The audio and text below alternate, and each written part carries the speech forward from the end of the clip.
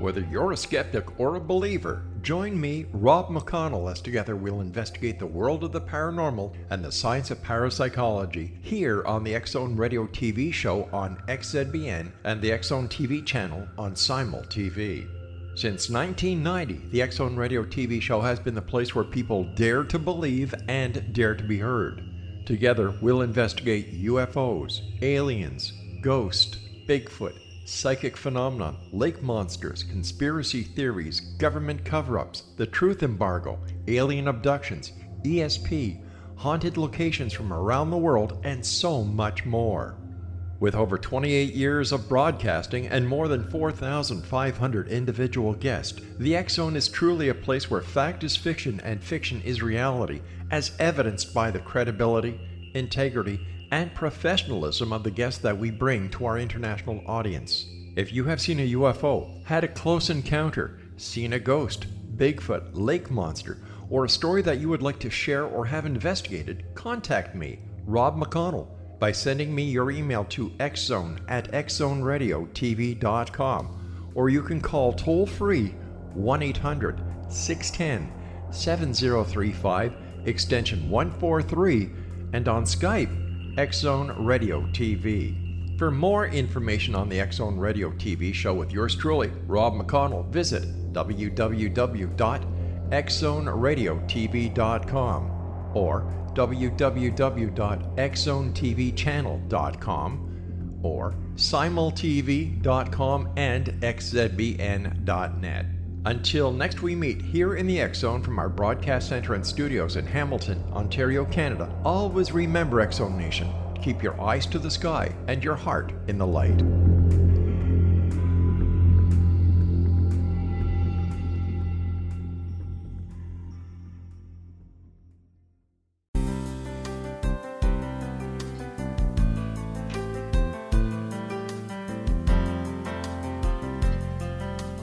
Welcome to Mission Evolution Radio Show with Gwilda Wiyaka, bringing together today's leading experts to uncover ever-deepening spiritual truths and the latest scientific developments in support of the evolution of humankind. For more information on Mission Evolution Radio with Gwilda Wiyaka, visit www.missionevolution.org. And now, here's the host of Mission Evolution, Miss Gwilda Wiyaka.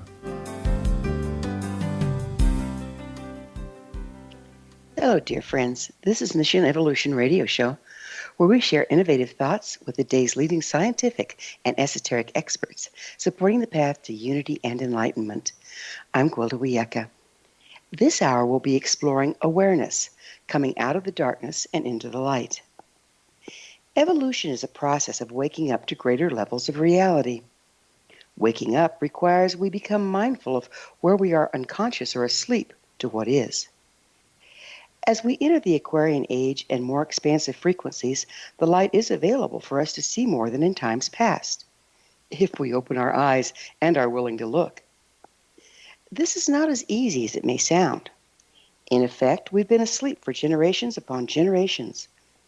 Unconsciousness and limited perception of reality has become embedded into our own, not only our belief systems, but into our very DNA.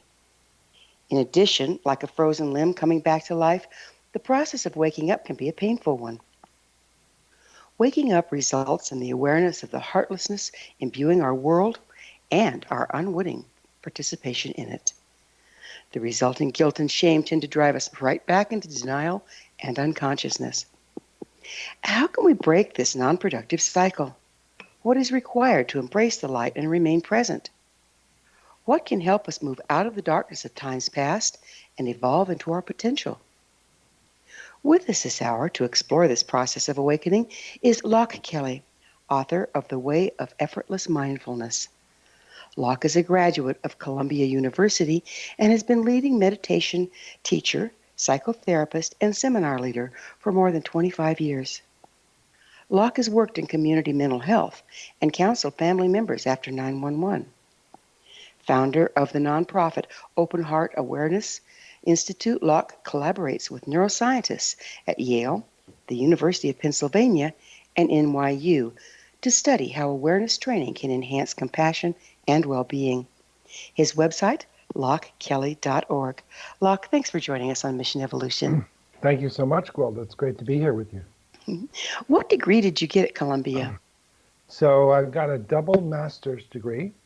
One is a master's in clinical social work, and the other was a master in divinity in psychology and spirituality from Union Theological. How did you become interested in mindfulness?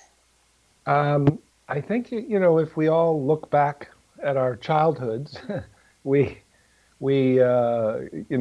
feel those times when we've been mindless. And for me, I started to feel that there was something that opened up in my life when I accessed a certain kind of awareness. And interestingly, for me, it often would happen when I would play sports. So I would play a sport and I'd enter into the flow, or what's called the zone. And all of a sudden I'd be a type of mindful that wasn't just, being detached and focused on one thing, but actually open to a greater field of consciousness, more interconnected with my fellow teammates and with the audience and with the game and with life in a way that felt completely different than my ordinary mindless consciousness. It's interesting that you mentioned that. Now that you say it, I used to go there when I would be racing on, ski racing. Yes. Yeah, because you have to really be absolutely present in the moment to get the next mogul right. That's right. Yeah. And if we really look at that, because that's kind of part of the process, I hope we'll talk about this unique form of mindfulness, which is not the typical mindfulness. You can't literally look fast enough in the typical mindful way that you would like lift a piece of food, bring it to your mouth and taste it. You can't look at a mogul in that way. Your mind is not fast enough. You have to open to this panoramic flow that actually is processing from a greater awareness and kind of release or trust or surrender into that new optimal way of focusing from a greater mind. So it's really more kinesthetic in a lot of ways, isn't it? It's very embodied, yes. That's right. Tell us about your studies with neuroscientists at Yale regarding awareness and training. That fascinates me. Yes. So this, this had led me from kind of sports to talking about this. One day, I know you're in Canada, so you'll understand I was an ice hockey goalie, and I used to be able to find a way to enter this flow state intentionally. So the way it happened was I was listening to a sportscaster when I was 14, and he was talking about a quarterback on a football team, and he said, he's got eyes in the back of his head. And I thought, oh, eyes in the back of his head, how do you do that? And I literally began to open awareness around, so it opened my peripheral vision. And then as I opened my peripheral vision, the way people may naturally do when you're driving a car, then you keep opening up the awareness all the way around behind. So it's almost a 360-degree feeling of being aware from everywhere. And then it would just drop me into my body, and I'd feel like a cat. And then I felt like I was aware of the whole field of consciousness. And then what I did was I explained it to one of my teammates, and they kind of had their jaw dropped, and they were like, huh? And they were like, oh, cool. But then a senior on the team came the next week and threw a little book to me. He said, here, kid, read this. And it was called Zen and the Art of Archery. And so I started to connect, like, oh, this natural state, there's something to do with sports, but now it has to do with Zen. What's Zen? And it led me to meditation. But I was curious about what is the mind doing? What is the brain? This is a real feeling. It isn't imagination. It's very embodied. It brings me into an optimal state. So as I began studying spirituality and meditation, I also studied psychotherapy and neuroscience. That's an interesting combination. Yes. When you were speaking about the starting to try to develop eyes in the back of your head, it has me wondering. I know that I do training with children, wilderness training, and I'll toss rocks off to the side to catch their attention because we're so trained to be monofocused directly ahead of us by our books, our TV, our everything. And I think we've become much more monofocused. Yeah. Are there exercises, or how can a person get out of that? Yes. So this is what some of this neuroscience studies that I was involved in. I was both developed protocols for them using these advanced meditation techniques, and also was a subject in other neuroscience studies. And one of the ways that we awaken from this small sense of self, which you were talking about in your intro, that keeps us both attached to a separate sense of self and to a fear-based, shame-based feeling of being not enough, is this point of view that almost has this narrow vision. And that pattern of subject to object, self-other, dualistic perception can be functional, but it can't really feel connected to others, and it can't really be enough of a capacity to be with our full emotional, sensitive human heart. So monofocus like that seems to be very polarized, and having to move from pole to pole takes a lot more time than just connecting, right? That's right. So the curiosity for me was, okay, I feel this, then I would always say, how do I do it?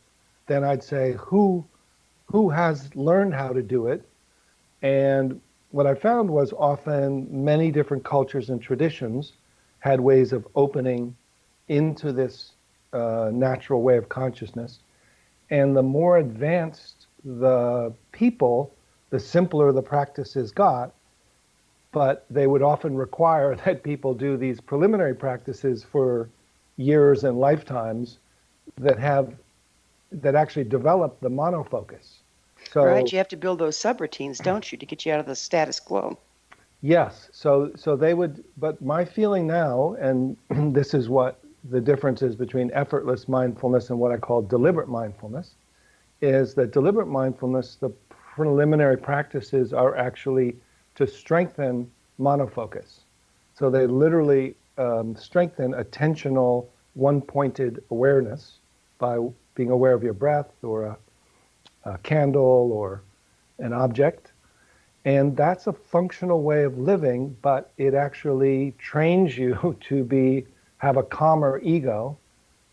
And the next stage of effortless mindfulness requires that you open awareness out to the field of already awake awareness, this awareness mind. And we're going to have to pick up on the awareness mind after a commercial break. Okay. Loch and I will return shortly, so don't go away. You're listening to the Mission Evolution Radio Show, coming to you on the X-Zone Broadcast Network, www.xzbn.net.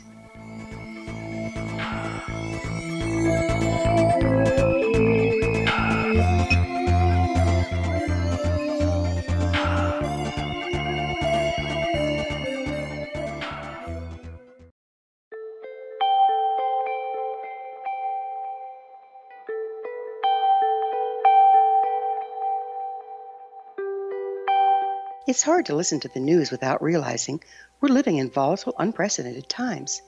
Yet never has there been such an opportunity to transform the human condition. As old structures fail, where can we find the guidance to co-create a better way? Find Your Path Home is an ever-evolving, leading-edge information, education, and healing resource center designed to support and guide you on your path to unity and enlightenment. Based on sound principles employed by shaman worldwide, we provide techniques that can support you through the current transitions, offering online shamanic classes, international long-distance shamanic healing sessions, complimentary Mission Evolution radio episodes and Stairway to Heaven TV vignettes, seminars, retreats, and much more. All of this can be found on findyourpathhome.com. So I was watching the X Zone TV channel last night when I was abducted by aliens, and they kept repeating to me over and over again, simultv.com, simultv.com. What's simultv.com? That's what I asked them. They had it written on the side of their UFO. How do you spell that? UFO. No, I mean simultv.com. simultv.com. simultv.com. Right. simultv.com. Interesting that you were abducted by aliens in a simultv.com UFO last night. Oh, yeah? Yeah. Now that you mention it, I remember now last night I was awakened from a deep sleep. My great-grandmother was standing there. She said she'd come from the hereafter to tell me about simultv.com. She even spelled it out for me. simultv.com, sonny boy. simultv.com. simultv.com, sonny boy. Wow. Yeah. Guys, you'll never guess what my psychic guru just told me. simultv.com. Exactly. Are you guys psychic too? Of course. We all know about simultv.com. simultv.com.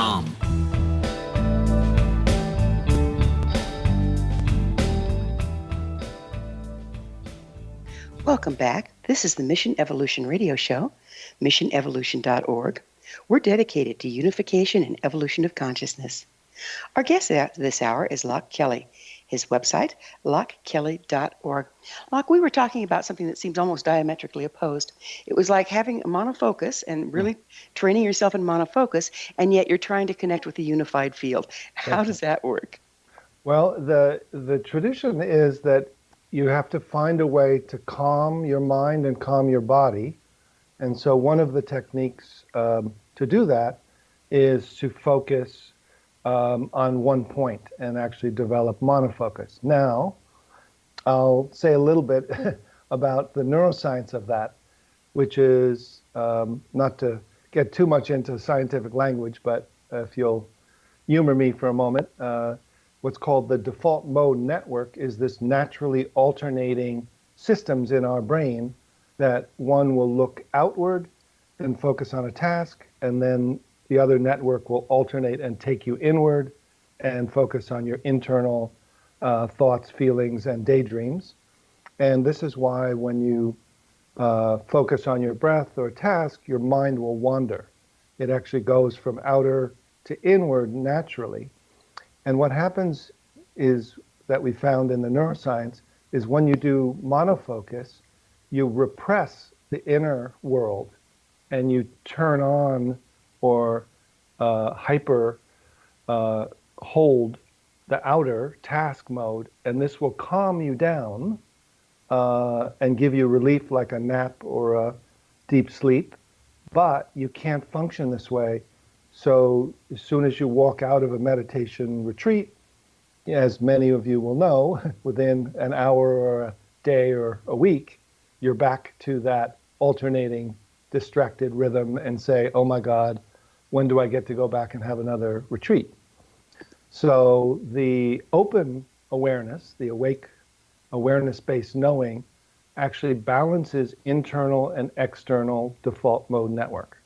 So you literally feel that you're aware from this awareness-based mind of inner and outer. So it's like a seamless, interconnected field, and you can be aware of what you're feeling inside. You can be aware of the task or ski the moguls outside. And so this is the new evolution of consciousness, is this upgrade. And the amazing thing and the important thing is it's already installed, pre-installed within us, and we just have to learn to access it. So I'm still a little unclear on this.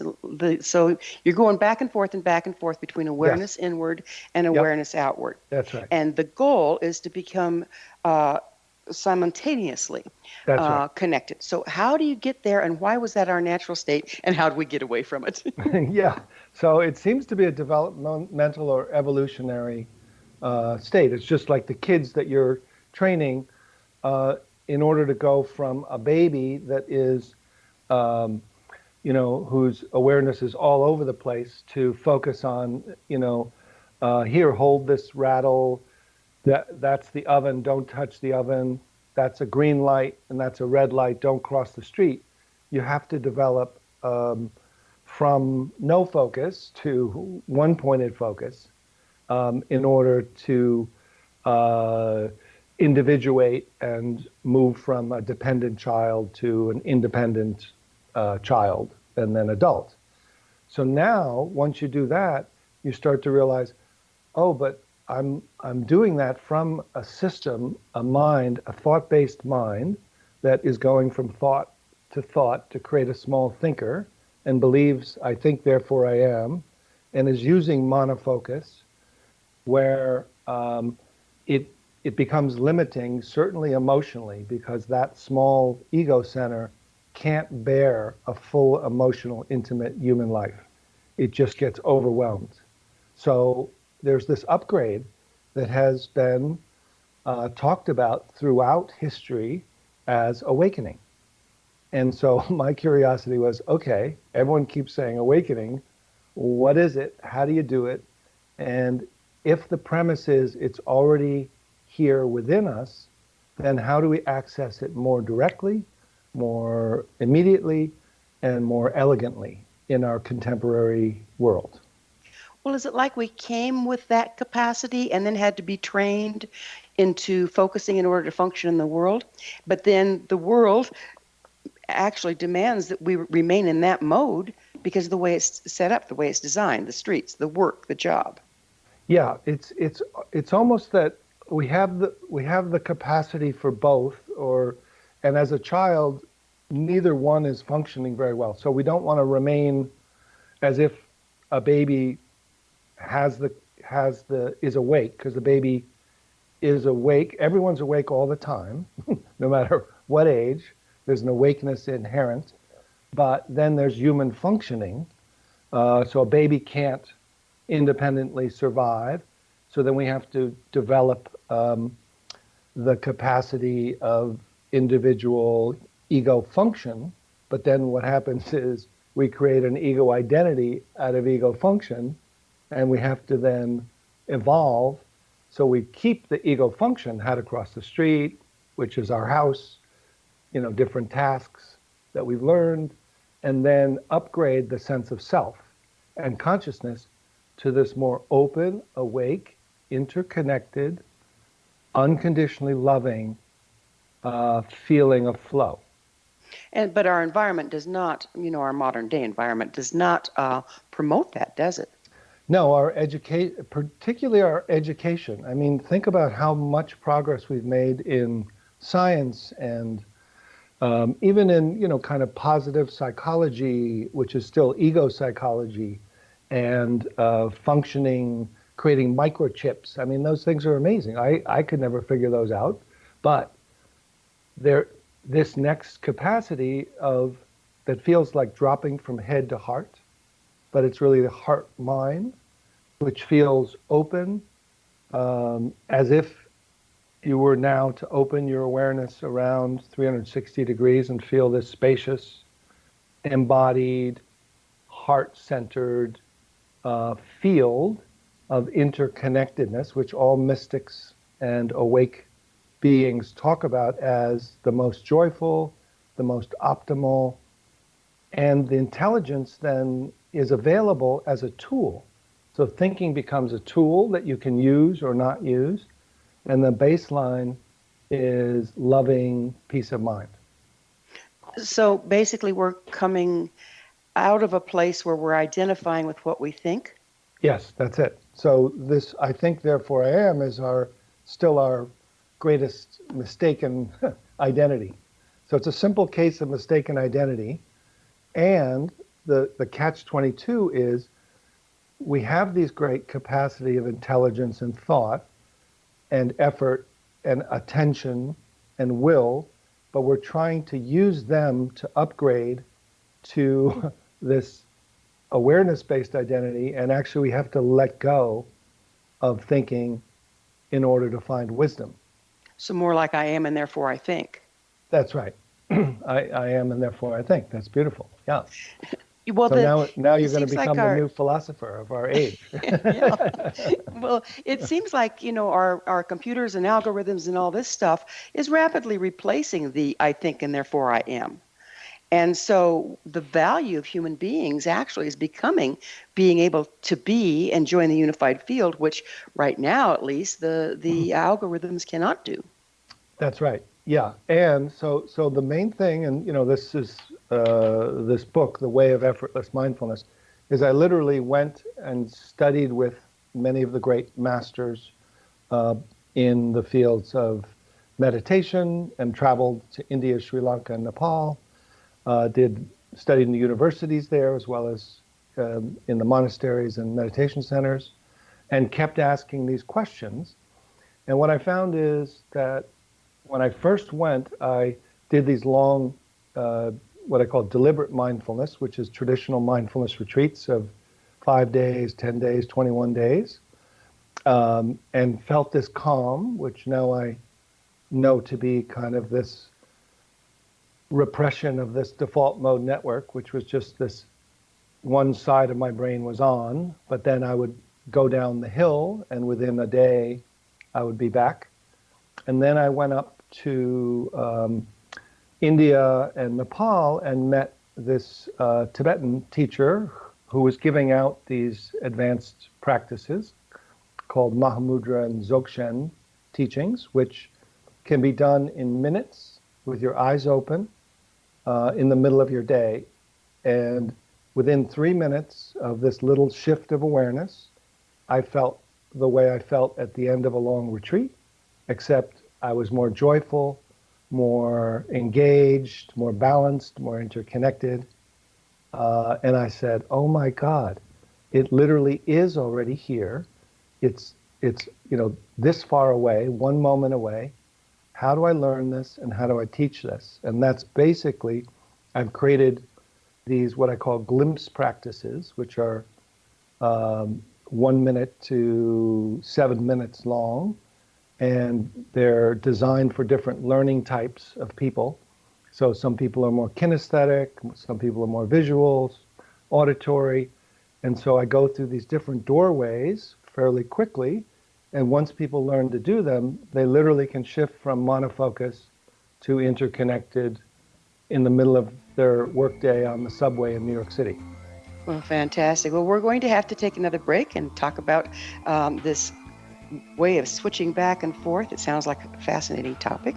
Locke and I will return to our discussion on the other side of this break, so you stay right there.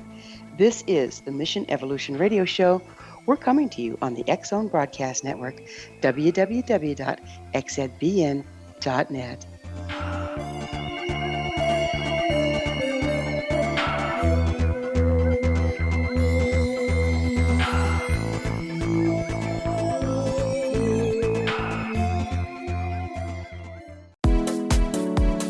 How would your life change if you could develop the business and personal skills that you need in order to make more money? Do you want to learn how to achieve your big life goals faster? Then go to findhiddenmoney.com and get the Goal for It online course. The course teaches you how you can set and achieve your biggest goals while completely overcoming the roadblocks to your goals so that you can realize your dreams and imagine more success. Go to findhiddenmoney.com. Memorable dynamic presentations are a not-so-secret weapon in the business world. Do you have a powerful message that must be shared, but you haven't found a way to deliver that message? Do you want to be known as a top public speaker who gets amazing results? Are you ready to create and deliver your powerful message? Thomas Hides can help you create and deliver your speech to get the results you desire. Visit iconquality.com. Did you expect your business to flourish, but instead it plateaued or didn't get off the ground yet? Would you like to achieve massive goals and discover new sources of income within your business? When you're ready to experience that type of success with fast results, Cindy Hendricks is the business coach for you. Her work with entrepreneurs and business owners has been life-changing. To get you and your business where you want to be, go to imaginemoresuccess.com. Has the fear of public speaking stalled your business or personal life? What would you give to develop and maintain supreme confidence? Have an invaluable private program to always perform at your best. Imagine how you would feel. You can have all that and so much more today with Thomas Hyde's life-changing course called Number One Fear Unleashed. Visit numberonefear.com and be liberated from your fear of public speaking.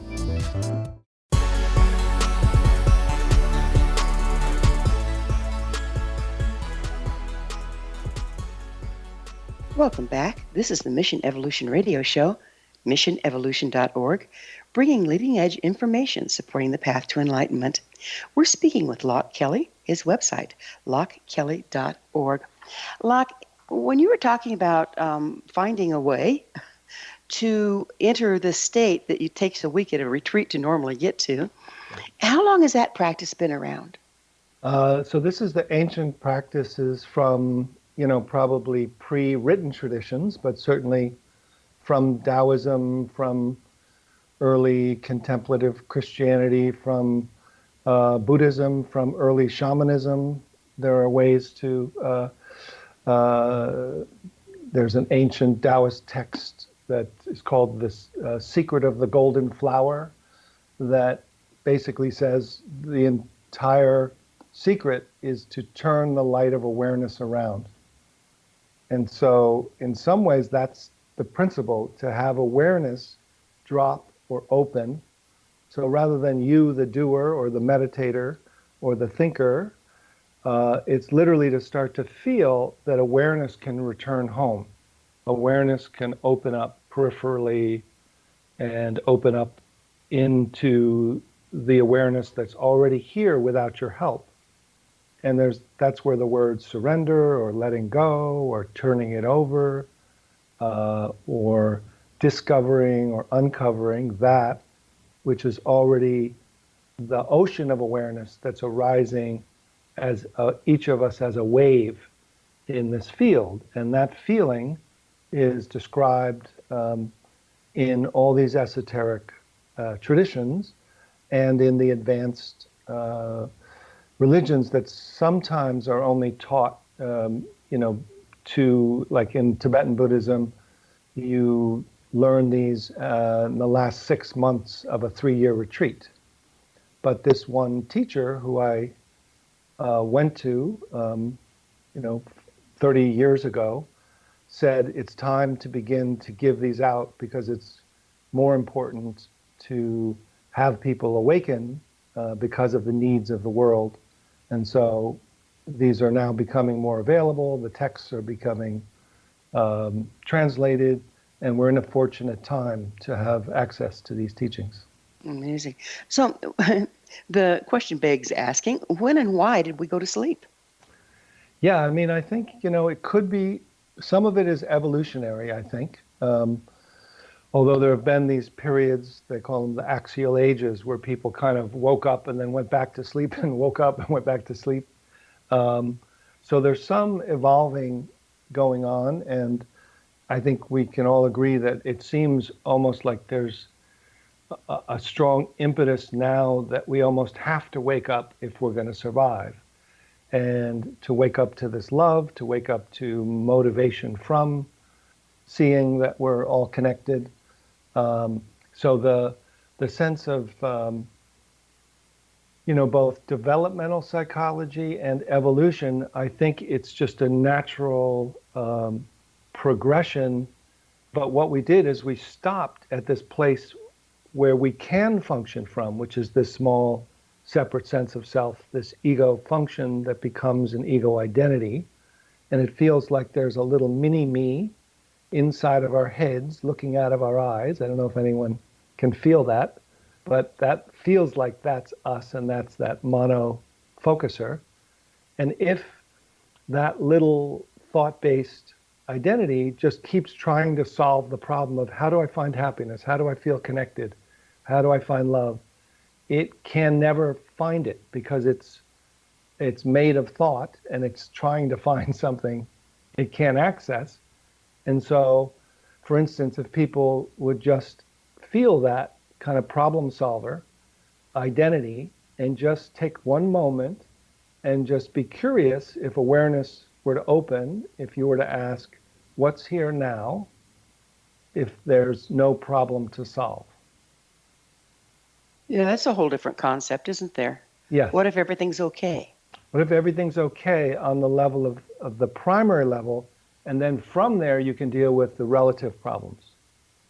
Interesting. Yeah. So it's, I know yeah. we've been talking about this all along, but let's put it in a nutshell. How do Yeah. you define awakening? Yes. So awakening, okay, it's a shift of perception, a shift of knowing, and a shift of identity. So very simply, going from perception that's monofocused to interconnected, a shift of knowing from thought-based, thinker-based knowing to awareness-based, love-based knowing, and then from a small separate identity, a small felt sense separate self, to this interconnected, loving, supportive self with a capital S that feels it's part of the ocean of the universe arising as you and others. So it's, yeah. What are the greatest challenges of waking up? So the greatest, it's interesting that I'll say that interestingly, I've been studying two things simultaneously, both the awakening traditions and the science. So in the science, both the neuroscience and the psychotherapy, and perhaps your listeners will find this most fascinating, is that this shift into this greater self, which I've been working with a couple other colleagues in the psychotherapy work for the last years, is that people with complex trauma, with severe early ongoing traumatic histories, find that the shift into this self, this bigger sense of self, is the only thing that gives them relief, and actually is the foundation of healing, because they've been trying to use their small sense of self to heal these huge traumas. And so shifting into this huge, loving, supportive sense of what they say, well, that's me. And it's greater than me, but it's me. And then that can be with those parts of themselves which are shame-based, early traumatized, fear-based. And then there's a set of protectors that have been kind of part of this ego center, and then these protectors that have said, well, just keep doing it the way you're doing it. And as soon as you open to the field of awareness, they say, danger, danger, come back. What's going on? You're going out of your mind. You're losing your sense of self. Come back to the old way. So in some ways, it's the habits of the old system which we've developed to have. So the stronger your ego function and ego defenses to feel calm and spiritually centered become the greatest obstacles to letting go to the next stage. This is the thing I've realized. Well, it's about breaking trust, isn't it? Yes, so if you have these traumatic experiences up front, and particularly as a child, it breaks your trust, and then how can you trust life? That's it. So then these protectors develop this ego, managers. I'm just going to get through. This is what I have to do. And then these protectors, well, don't do this and don't do that, and don't let go, and don't open up, and don't feel this interconnectedness, and don't feel the love that you can't trust that.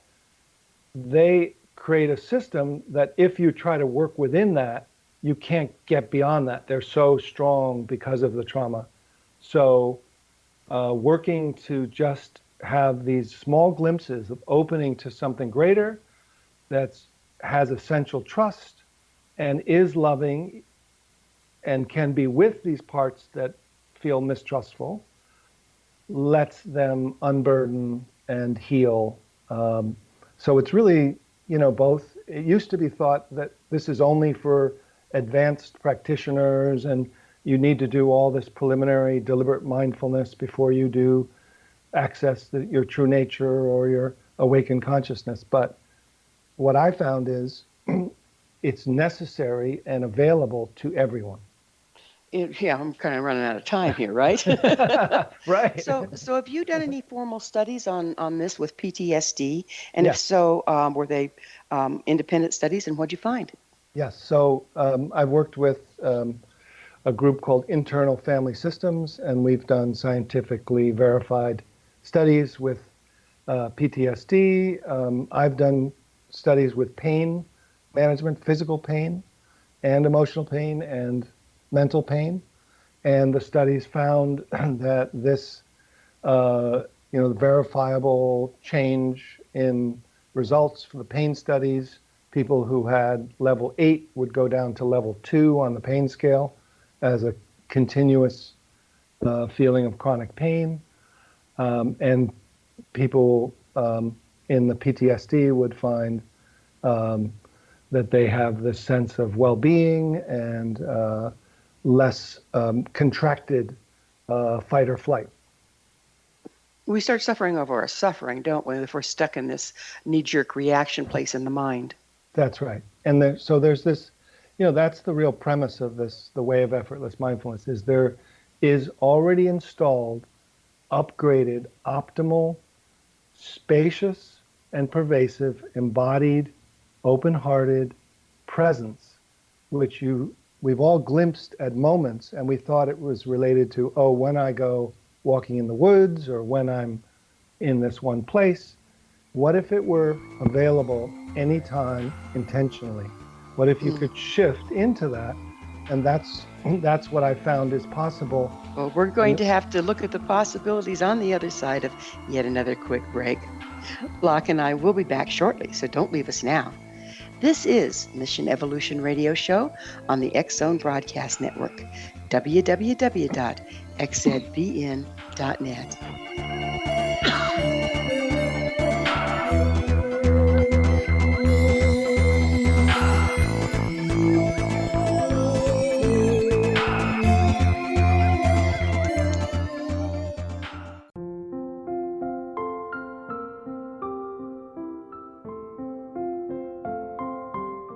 I am Dr. Carl O'Helvey, founder, president of a new cancer foundation focusing on evidence-based physical, mental, and spiritual interventions, including natural cancer cures, prayer, meditation, affirmations, nutrition, and other related holistic cancer prevention and cure modalities.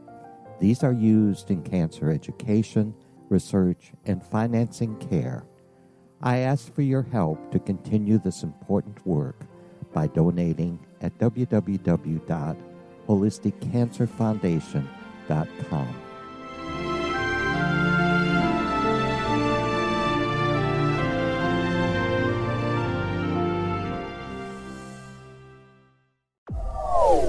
They are here, and they've been here for thousands of years, making their presence known in the shadows. They might be seen by a lonely motorist on a deserted road late at night, or by a frightened and confused husband in the bedroom he is sharing with his wife. But who are they? What do they want? Why are they here? Perhaps most concerning, has the government been aware of their presence all along? The new book by Ellie Marzulli, UFO Disclosure, the 70-year cover-up exposed, delves into the world of UFOs. Can full disclosure be soon? Order now and receive a free hour and 37-minute DVD on the UFO phenomenon. UFOs are real. Get both the book and the DVD, a $40 value, for only $19.99. To order your book and DVD today, go to lamarzulli.net. That's LAMARZULLI.net.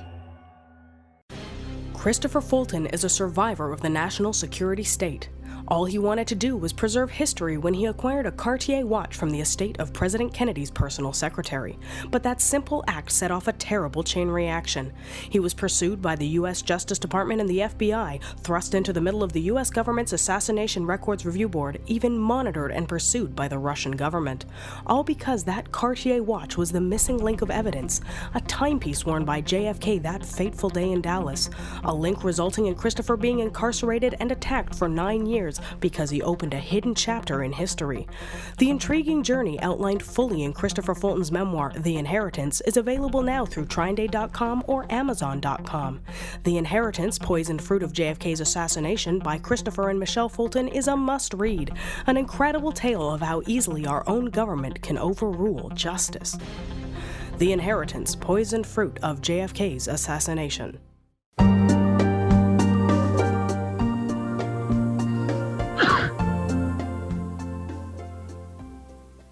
Welcome back. This is Mission Evolution Radio Show, bringing together gifted people of service to the world. To suggest a topic or guest, you can email us at info@missionevolution.org.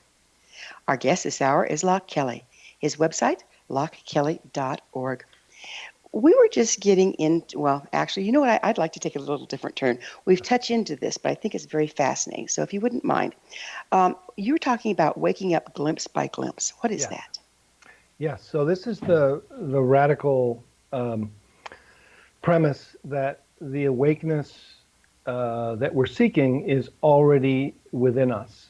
So rather than long meditation or feeling like we have to develop an awake consciousness, like developing a skill, that we can glimpse it or shift from one operating system, the thought-based small sense of self operating system, to this awareness-based, loving presence, embodied, open-hearted flow state. And so glimpsing it is, rather than just calming the mind, we open awareness from its attachment to thinking into awareness all around and within, and then we glimpse who we've always been. So we shift, and glimpsing is literally looking from awake consciousness rather than just looking at it. So if for millennia we've had these laborious ways of accessing this unified awareness, if you will, why now is it the glimpse by glimpse method becoming more viable? I feel like it's always been there, but it's often been hidden. And the esoteric part, meaning, what we're doing here is beyond words. So it's very hard to describe it or teach it. So it's been held by certain religions or traditions in a way that you have to go through this, you have to go through that. And then they will teach it later and keep it kind of within their tradition to only a few. But now I think a group of us have done what most scientists have done, which is basically, let's look at the results, let's look at the protocols, let's take it apart, let's reverse engineer it, let's find out how it's done, what does it, and then learn how to show people how to do it.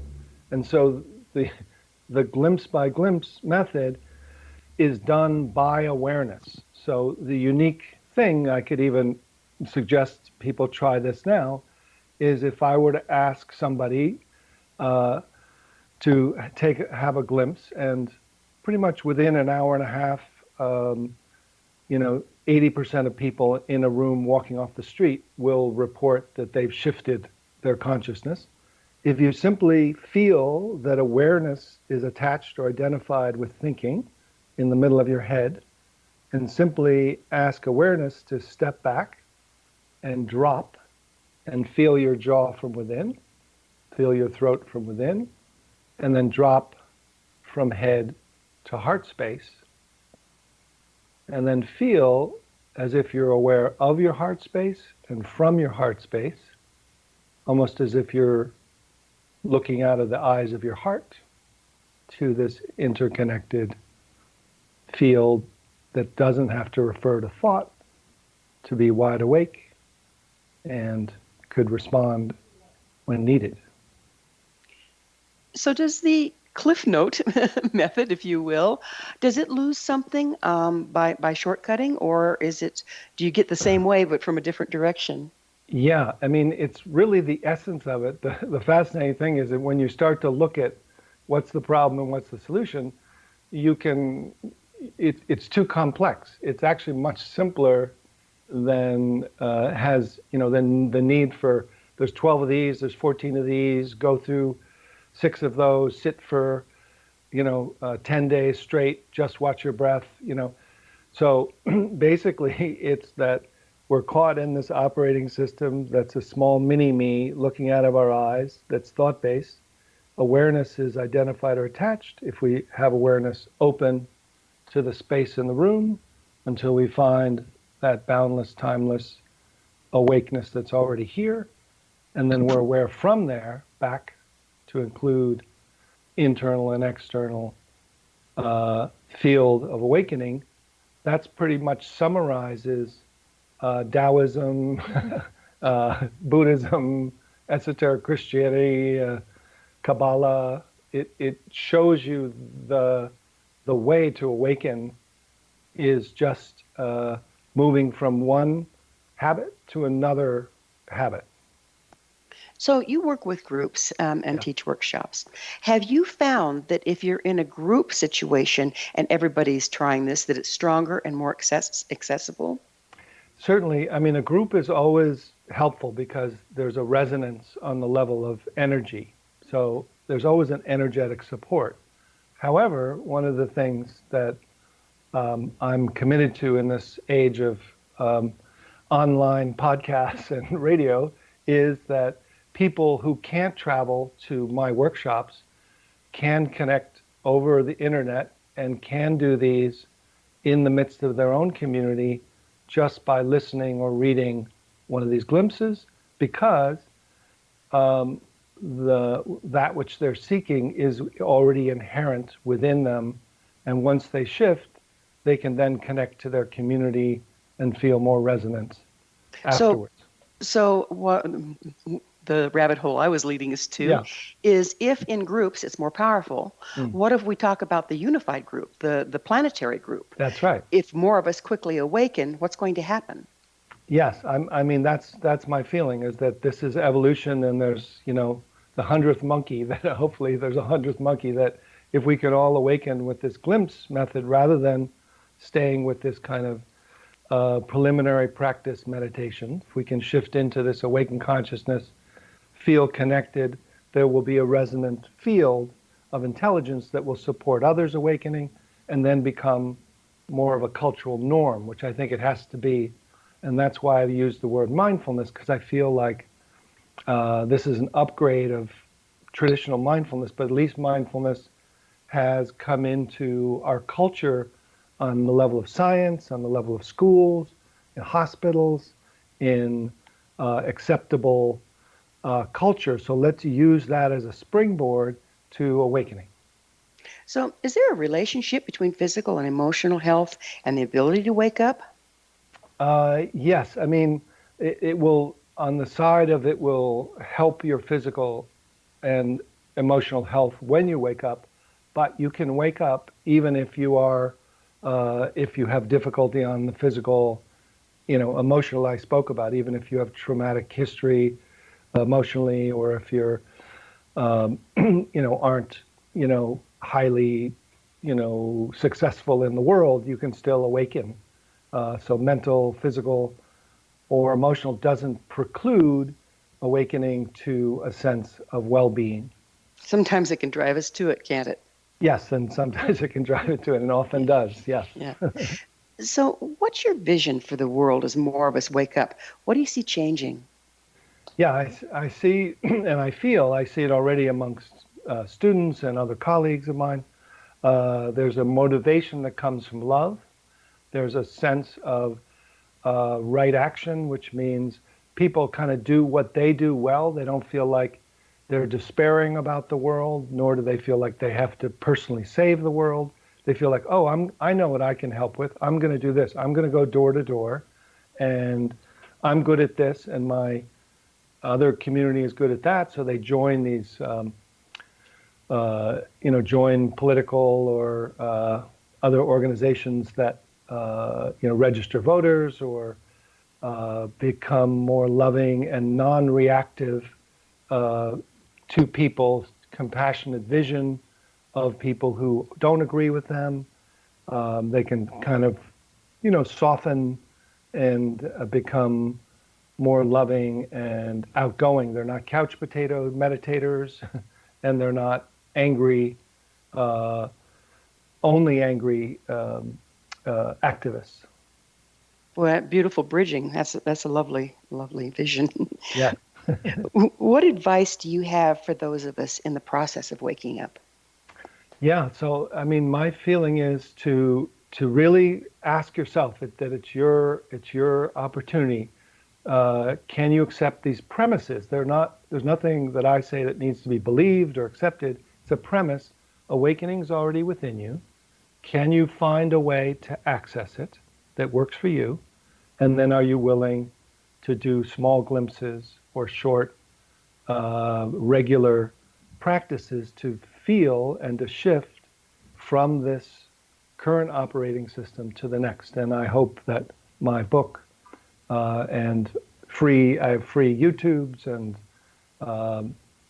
audios available of these glimpses, that they will help give you a taste of this. Well, we're just about out of time, and as always, it's flown, and now we are out of it. I can't thank you enough for the beautiful work you're doing in the world and for being on the show. Thank you, Gwilda. I really appreciate it. It really was wonderful to connect with you. It's been a joy. Our guest this hour has been Loch Kelly, the author of The Way of Effortless Mindfulness and the founder of Open Hearted Awareness Institute. His website, lochkelly.org. For our amazing past episode collection, visit our website, www.missionevolution.org. This has been Mission Evolution Radio Show with Gwilda Wiyaka on the X Zone Broadcast Network, www.xzbn.net. Join us next time as this mission continues, bringing information, resources, and support to our evolving world.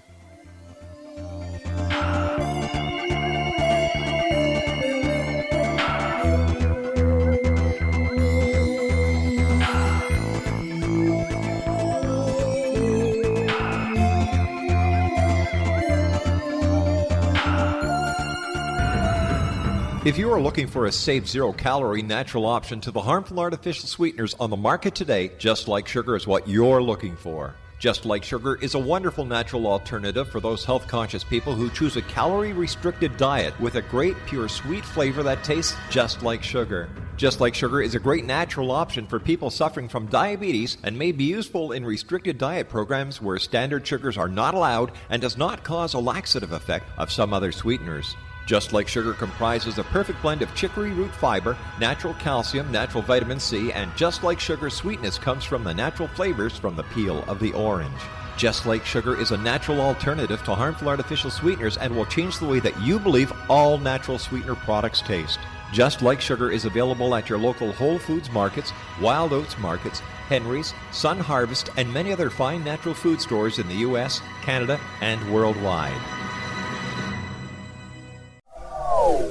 They are here, and they've been here for thousands of years, making their presence known in the shadows. They might be seen by a lonely motorist on a deserted road late at night, or by a frightened and confused husband in the bedroom he is sharing with his wife. But who are they? What do they want? Why are they here? Perhaps most concerning, has the government been aware of their presence all along? The new book by Ellie Marzulli, UFO Disclosure, the 70-year cover-up exposed, delves into the world of UFOs. Can full disclosure be soon? Order now and receive a free hour and 37-minute DVD on the UFO phenomenon. UFOs are real. Get both the book and the DVD, a $40 value, for only $19.99. To order your book and DVD today, go to lamarzulli.net. That's LAMARZULLI.net. You have heard of the X Zone? Now watch it on Simul TV, plus 500 video games, live TV channels, free video on demand, worldwide, and more. Does this sound like tomorrow's television? Well, it is, but you can have it today, right now. It is Simul TV. Simul TV offers what the others only wish they could provide. 15 exclusive channels like X Zone, sci-fi, and horror. We are worldwide. No other provider offers that. 500 built-in video games, No need to have an extra expensive system. We have them included. Free video on demand, live streaming events from around the world, interactive online network, and much more. Tomorrow's TV today. Simul TV. Sound too good to be true? Well, it's not. You can have Simul TV today. Sign up at simultv.com. Do it today.